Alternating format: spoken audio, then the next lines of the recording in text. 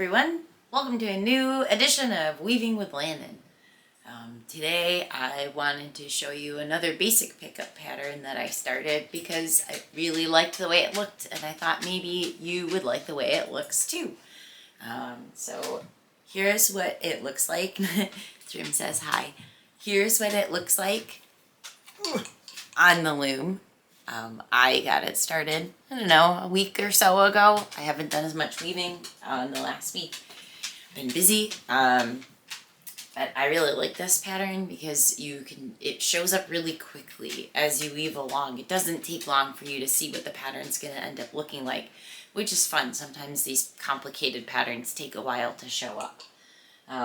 So this particular pattern that I'm doing is 12 thread patterns, meaning there's 12 active threads that you're working with. And then I also put some border threads on there to make the pattern pop out a little more. And I'm just using the basic cotton. It's thin, so it's a little harder to see this pattern. It's actually a mix between 5/2 cotton and 3/2 cotton because I wasn't paying attention when I worked my loom and I picked out my colors. So this purple color is actually in the black as well, is a little thinner than the silvery color.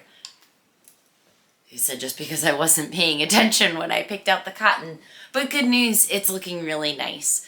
And it's a fairly simple pattern. There aren't a lot of long floats. Those are the threads you skip over a couple times. Sometimes those can get a little tricky to deal with when they get really long. But I would say it's not a bad pattern to start with for a beginner. So I thought I would show you since it's something a little different. So let's get started. Oh, one other thing. This pattern comes from the Complementary Work Pickup book by Laverne and Waddington. Once again, highly recommend. It's very clear. It's great. I think the patterns are very easy to read. There's online resources that she offers as well, and there's some pattern paper in the back too if you want to try making your own patterns. I admit I haven't started making any of my own patterns yet, but this is what this pattern looks like. It shows up nice and easy. It's not too hard. It's a little longer than some of them. The stretch between the start and the repeat's a little longer, which can, if you're someone like me who puts things up and picks things, picks them up and puts them down a lot, the longer patterns can be a little challenging because it's very easy to lose your place. I recommend a good bookmark. I use that as my ruler as I go along. You'll see it while we weave together here. The shorter repeats you can do, they just don't take as long, so you can get more done in a shorter period of time. But I think this one weaves pretty quickly. So let me change up my rig so I can get you an overhead shot and we'll get started. Great. Okay, so now we are set up. This is another basic pickup weave, which if you'd like to, you can check out the other basic pickup video I did on this. But we have one shed that's purple and the other shed that's silver.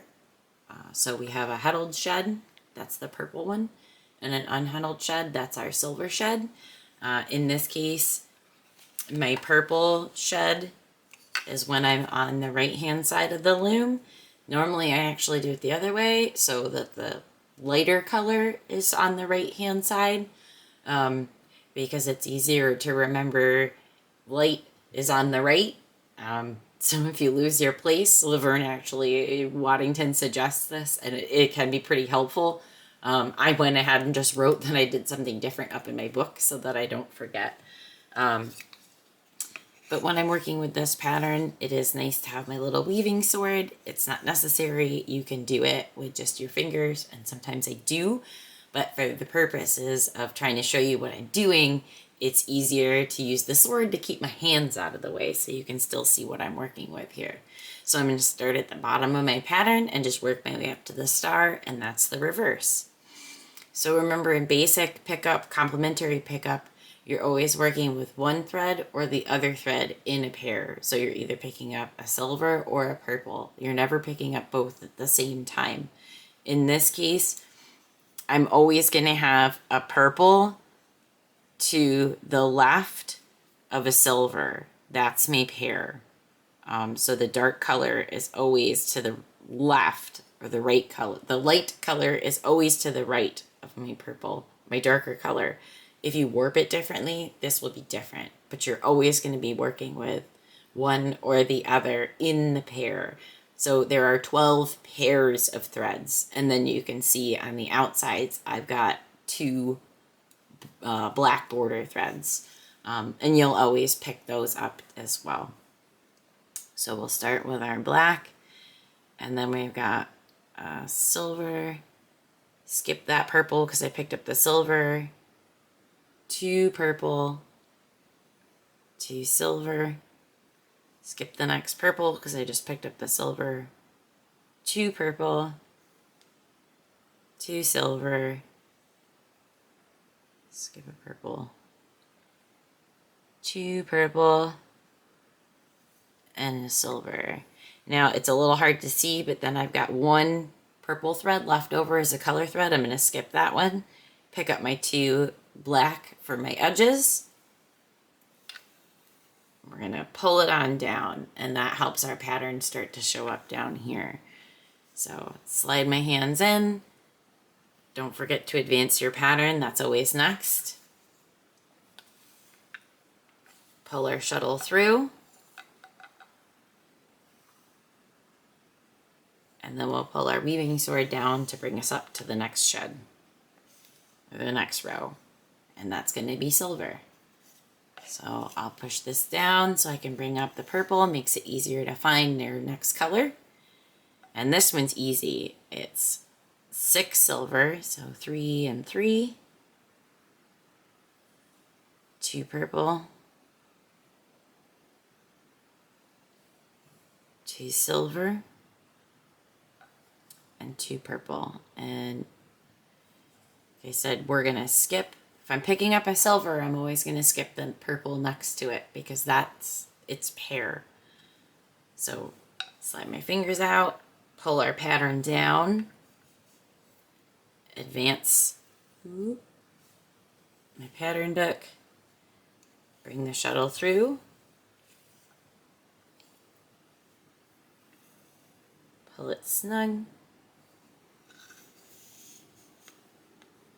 There we go. So you can see this pattern starts to form super quick. It's really easy to start seeing what you're doing, which like I said, I think that's a lot of fun. So now we'll finish this out. I may or may not fast forward through this. We'll see. Purple, 2 silver, skip the purple, 2 purple, try and keep my thumbs out of the way, 2 silver, 2 purple, 2 silver, and a purple. All right, great. Pull your pattern down, don't lose your place, move your instructions forward, slide your shuttle, whoop. Pull it tight enough. Slide it down.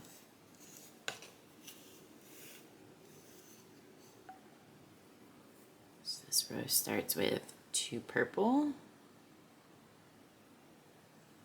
6 silver.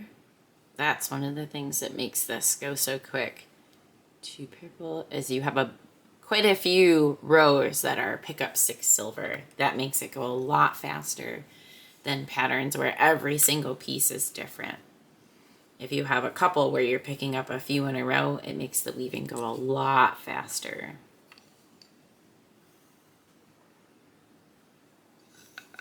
Bring it down.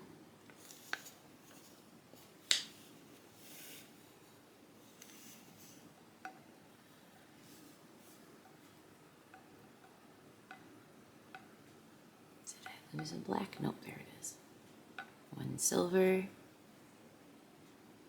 Skip the purple, 2 purple, 2 silver, skip the purple, 2 purple, 2 silver,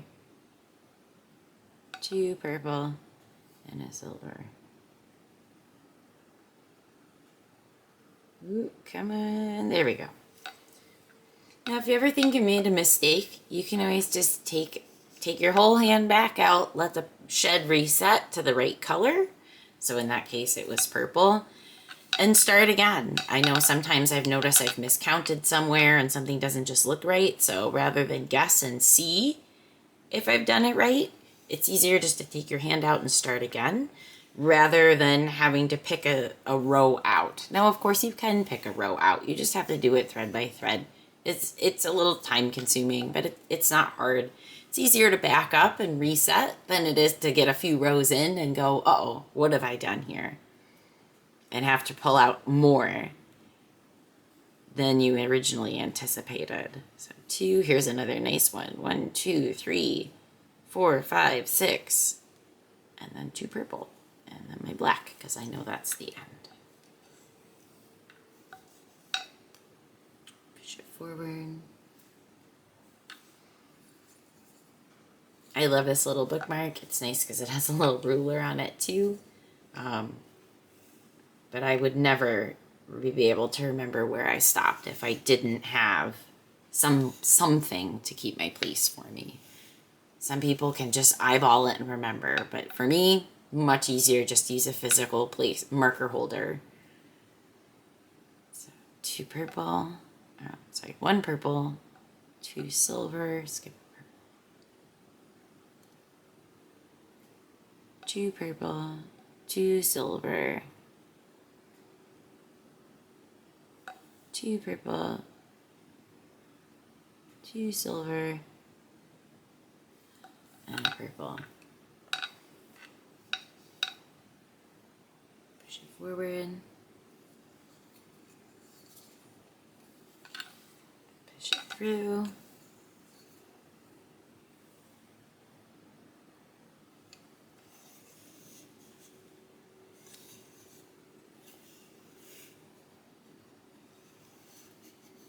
Start your next row. Twist it here, that's okay.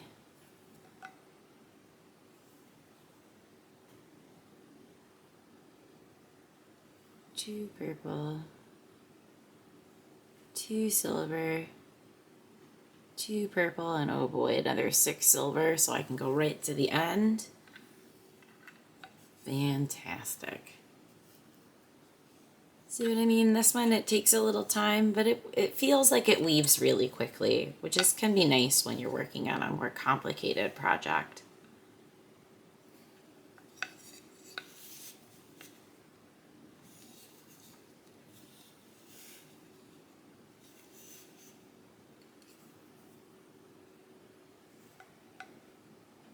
Silver, 2 purple, 2 silver,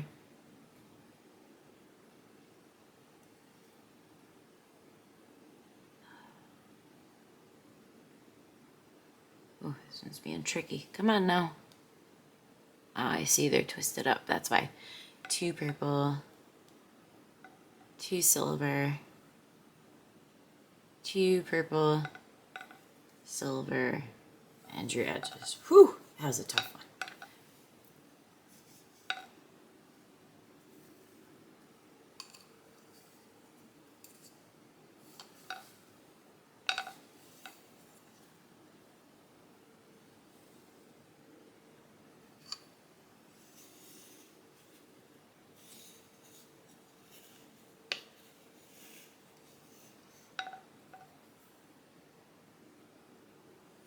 Edges, 2 purple, 2 silver, 2 purple, 6 silver.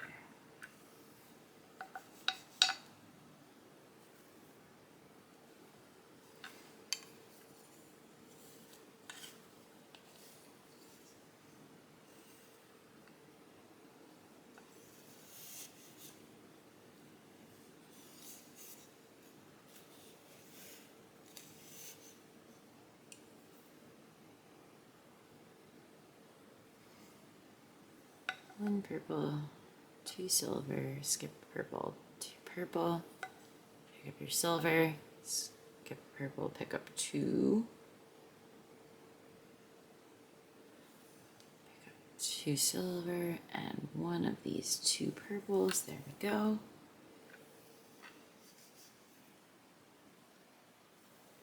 Move that forward.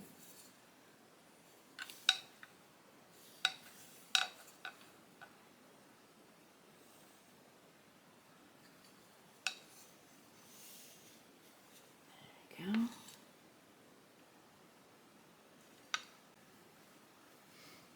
Okay.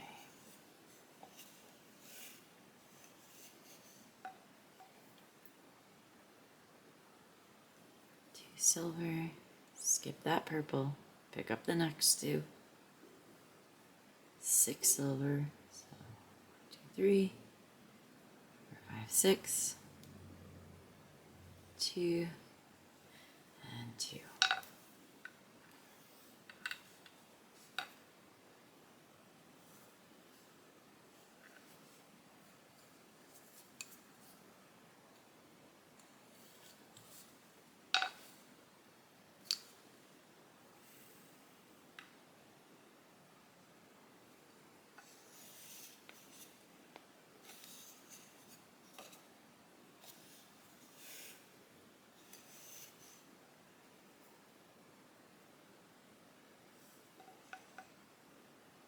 Silver,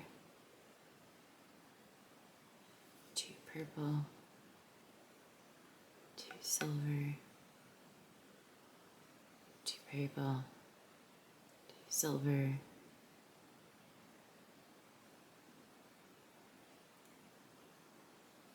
nope, I don't want 3 purple.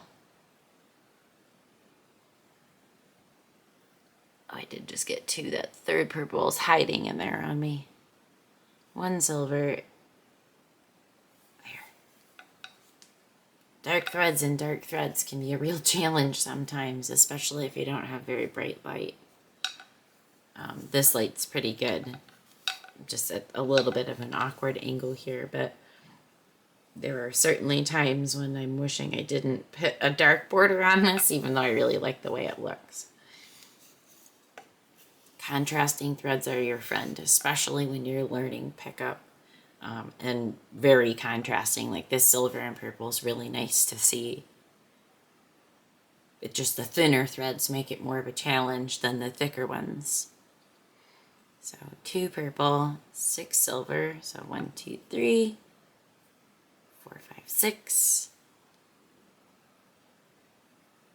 Skip 1 purple, pick up the next 2. And 2 there. Push this ahead. Moving along, we're almost done with this section. Woohoo!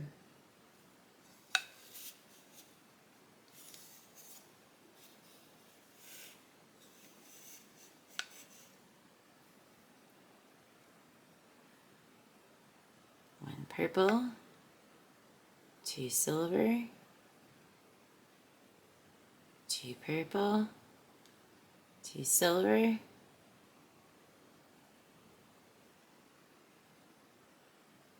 not that purple, that 2 silver, 1 last purple, 1 row to go. Move it up.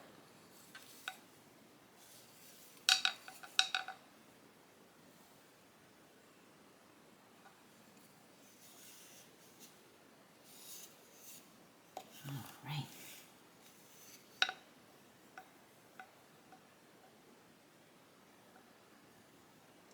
3 silver, 1, 2, 6, so 3 and 3. 2 purple, 2 silver, 2 purple. There we go. All right. Pull it through.